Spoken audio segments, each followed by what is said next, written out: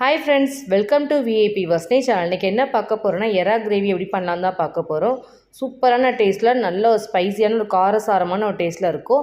So எப்படி பண்ணலான்றதை வாங்க வீடியோஸ்க்குள்ள போய் பார்க்கலாம். வீடியோஸ் ஸ்கிப் பண்ணாமல் லாஸ்ட் வரைக்கும் பாருங்கள். அப்போ தான் நான் எப்படி பண்ணேன் தெரியும். ஃபஸ்ட் டைம் சேனலில் பார்க்குறவங்க அப்படின்னா சப்ஸ்கிரைப் பட்டனை கொஞ்சம் கிளிக் பண்ணிக்கோங்க. பக்கத்தில் இருக்கிற பெல் ஐக்கானை கிளிக் பண்ணும்போது ஆல் அண்ட் ஆப்ஷன் கொடுத்தீங்கன்னா நான் போடுற வீடியோஸ்லாம் ஆன் த ஸ்பாட்டில் வந்து சேரும். வாங்க வீடியோஸ்க்குள்ளே போகலாம்.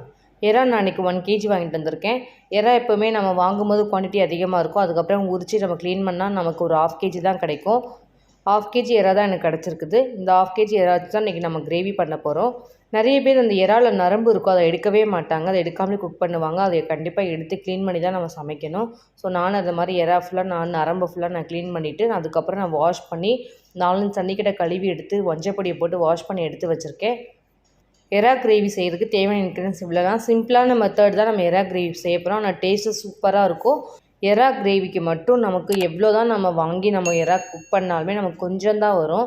ஸோ அதனால் நமக்கு அதுக்கு வெங்காயம் தக்காளி அதிகமாக போடணும். ஒரு 1/2 kg வெங்காயமாவது நம்ம போட்டால் தான் நமக்கு எறா கிரேவி கொஞ்சம் நிறைய குவான்டிட்டி நமக்கு கிடைக்கும்.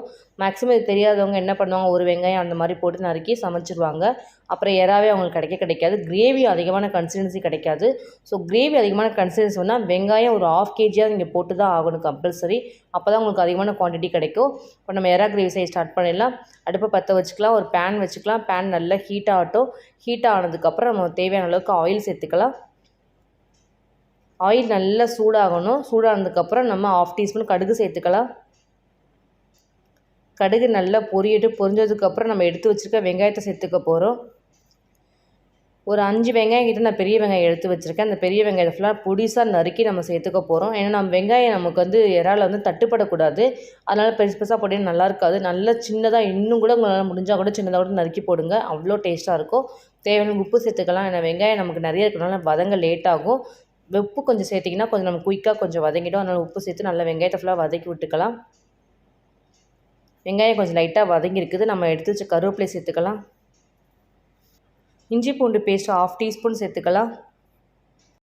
இஞ்சி பூண்டு பேஸ்ட் ரொம்ப சேர்க்கக்கூடாது. ஏன்னா நமக்கு வந்து அதோட இஞ்சி பூண்டோட ஃப்ளேவர் நமக்கு கொடுத்துச்சுன்னா ரொம்ப திகட்ட ஆரம்பிச்சு நல்லாயிருக்கு அதோட ஃப்ளேவர். அதனால் லைட்டாக போடணும். மேக்ஸிமம் ஒரு 1/2 டீஸ்பூன் கொஞ்சம் அந்த குவான்டிட்டி வாங்குறதுக்கு ஏற்ற மாதிரி நீங்கள் இஞ்சி பூண்டு பேஸ்ட்டு சேர்த்துக்கோங்க. அப்போ தான் கரெக்டாக இருக்கும். நான் இன்றைக்கி 1 kg வாங்கியிருக்கனால நான் 1/2 டீஸ்பூன் இஞ்சி பூண்டு பேஸ்ட்டு சேர்த்துருக்கேன். எறாக்கு லைட்டாக இஞ்சி பூண்டு பேஸ்ட்டு சேர்த்தா போதும். 3 பெரிய தக்காளி எடுத்து வச்சுருக்கேன். அந்த 3 தக்காளியும் நான் நல்லா பொடிசாக நறுக்கி எடுத்து வச்சுருக்கேன். தக்காளியும் ரொம்ப போடவும் கூடாது. ஏன்னா வந்து எறா நமக்கு ஆல்ரெடி நமக்கு ஸ்வீட் தன்மை இருக்கும் கொஞ்சம். ஸோ நம்ம போடுற தக்காளி போய் இந்த எறாவில் போய் ரொம்ப சேர்ந்து நமக்கு ரொம்ப ஸ்வீட்டாகிடும். அந்த ஸ்பைசினஸ் கிடைக்காது. அதனால் எறாவுக்கு போடும்போது மட்டும் தக்காளி கொஞ்சம் குறைச்சி போடுங்க. ஸ்வீட் தன்மை கொஞ்சம் நமக்கு இல்லாமல் இருக்கும். ஏன்னா ரொம்ப ஸ்வீட்டாக இருக்க மாதிரி இருக்கும். அந்த ரீசனுக்காக தான் நம்ம எறாவுக்கு வந்து தக்காளியை குறைச்சி போடுறோம். மற்ற எல்லாருக்கும் தக்காளி அதிகமாக போடலாம். நான் எறா கிரேவி மட்டும் தக்காளி கம்மியாக தான் போடணும். இப்போ நம்ம எறா ஃபுல்லாக வாஷ் பண்ணி வச்சுருக்கதை நம்ம அந்த கிரேவியில் சேர்த்து நல்லா மிக்ஸ் பண்ணிக்க போகிறோம். தேவையான அளவுக்கு வீட்டு மிளகாய்த்தூள் எடுத்து வச்சுருக்கேன். நல்லா ஸ்பைஸியாக அப்படின்னா தான் நல்லாயிருக்கும். ஏன்னா ஸ்வீட் இருக்குன்னு சொன்னதுனால. ஸோ அதனால் நம்ம காரம் கொஞ்சம் அதிகமாக சேர்த்துக்கலாம். ஒரு 1/2 டீஸ்பூன் மஞ்சள் தூள் சேர்த்துக்கலாம். ஏற்கனவே நான் எறா வாஷ் பண்ணும்போது மஞ்சள் சேர்த்துருக்கேன். இருந்தாலும் கொஞ்சம் சேர்க்கணும். ஏன்னா நமக்கு எறா வந்து கொஞ்சம் ஸ்மெல்லிங் கொஞ்சம் அதிகமாக இருக்கும், அந்த கவுச்சியோட ஸ்மெல்லு. அதனால் நம்ம மஞ்சப்பொடி சேர்த்திங்கன்னா அந்த கவுச்சி ஸ்மெல் எல்லாமே நமக்கு க்ளீன் ஆகிடும். ஸோ அதுக்காக நம்ம மஞ்சப்பொடி நம்ம கொஞ்சம் அதிகமாக சேர்க்குறோம் எறாக்கு மட்டும். ஃபஸ்ட்டு எப்போயும் மசாலா போட்ட உடனே நம்ம போட்டு அந்த நான்வெஜ் நல்லா மிக்ஸ் பண்ணி ஒரு 2 நிமிஷம் நம்ம அந்த போட்ட மசாலாவில் கொஞ்சம் லைட்டாக குக் பண்ணணும். அதுக்கப்புறம் தான் தண்ணி சேர்க்க ஆரம்பிக்கணும். உடனே தண்ணி சேர்த்திங்கன்னா நமக்கு மசாலாலாம் அந்த எறால போய் நம்ம மிக்ஸ் ஆகாமல் இருக்கும். பச்சையாக சாப்பிட்ற மாதிரி ஒரு ஃபீல் இருக்கும். அதனால் எப்போவுமே வந்து நான்வெஜிடேரியனை மட்டும் முன்னாடியே நம்ம அந்த ஆயிலில் போட்டு நம்ம அந்த மசாலாலாம் போட்டு அதில் போட்டு நல்லா மிக்ஸ் பண்ணிட்டு அதுக்கப்புறம் தான் தண்ணி ஊற்றிக்கணும். தேவையான தண்ணி சேர்த்தாச்சு. இப்போ தட்டு போட்டு மூடி ஒரு 10 நிமிஷம் நம்ம எறாவை கொதிக்க வைக்கலாம்.